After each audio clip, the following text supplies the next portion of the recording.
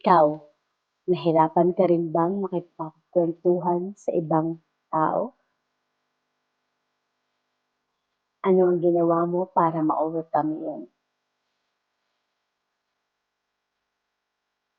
Paki-share naman sa comment section. Mhm. Mali. Ang isang normal, What? isang normal na mamamayan, lahat tayo normal, pero hindi nagiging normal kapag isa ka sa mga taong takot or may takot makipag-usap sa ibang tao.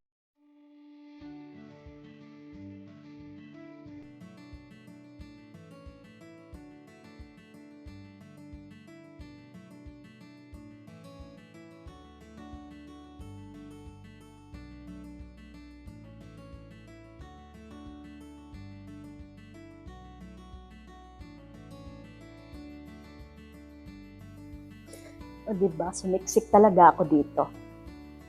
Anyway, ako si Aklanon Gid,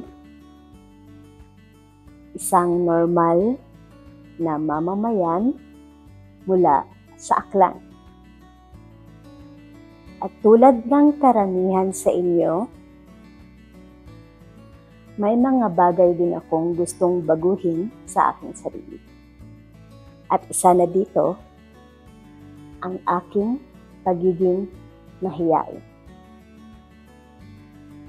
Sa totoo lang, hindi mahirap makipagkwentuhan, lalo na o makipag-usap, lalo na sa taong hindi mo kilala. Minsan, ang pakikipagkwentuhan ay isa ng malaking hamon sa akin. Pero, hindi ibig sabihin nun na wala na akong sasabihin. Gusto kong gamitin ang platform na ito para ma-improve ang communication skills ko. Hindi lang para sa pagsusulat, pagpopromote. Ayan.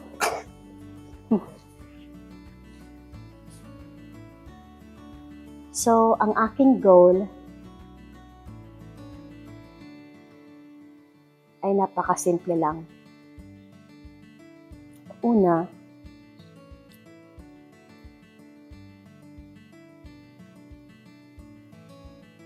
subukang makipag-usap palalo sa kapwa.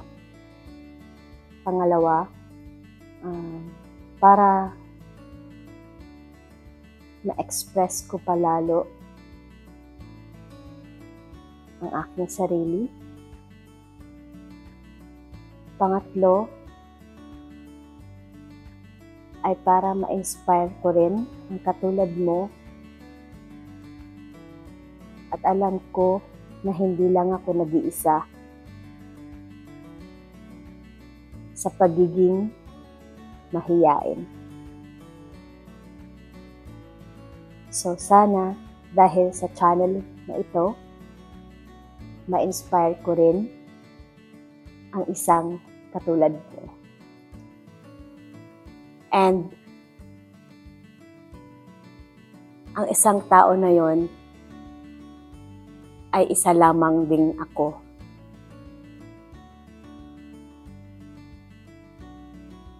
Noong una, hindi ko pa alam kung kaya ko ba na gawin or makapagsalita ng normal sa harap ng camera. Kasi ako yung tipong tao na weakness ko is, like for example, merong recitation or reporting sa school nung nag-aaral pa ako. Lagi kong weakness is yung magsalita sa harap ng classroom. Dahil ang weakness ko nga is yung pagsasalita sa harap ng maraming tao.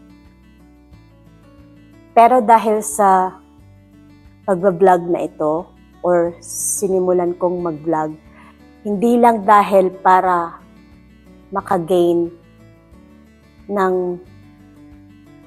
followers, hindi lang dahil para makagain ng payment, kung hindi para ma-improve ko yung communication skills ko and para ma-improve ko yung self-esteem ko.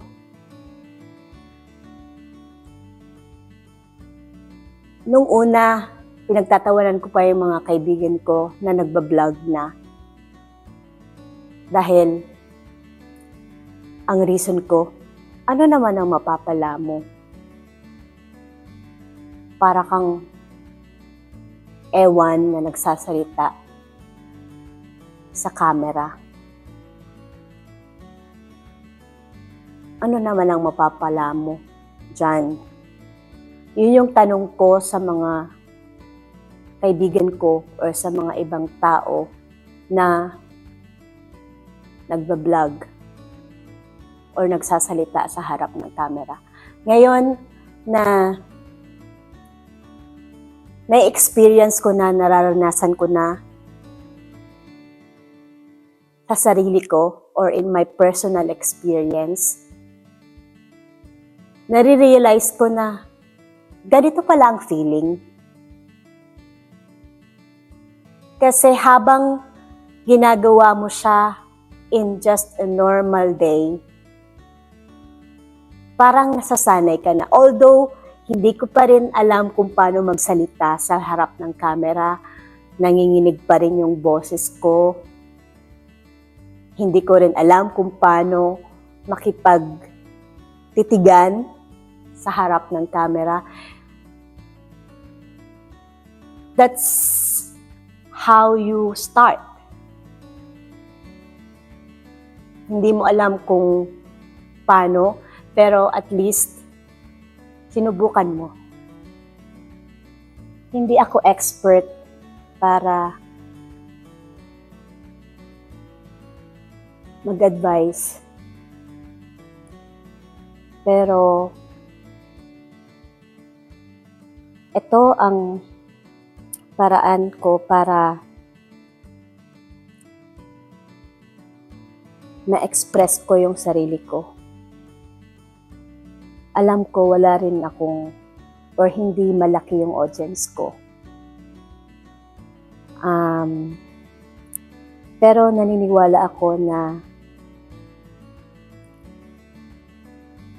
ang lahat ng bagay ay merong pagsisimula. At ang bagay na yon ay ito. Ngayon. So, salamat sa pagdaan sa aking channel. At sana ma-inspire din or ma-inspire ka rin sa aking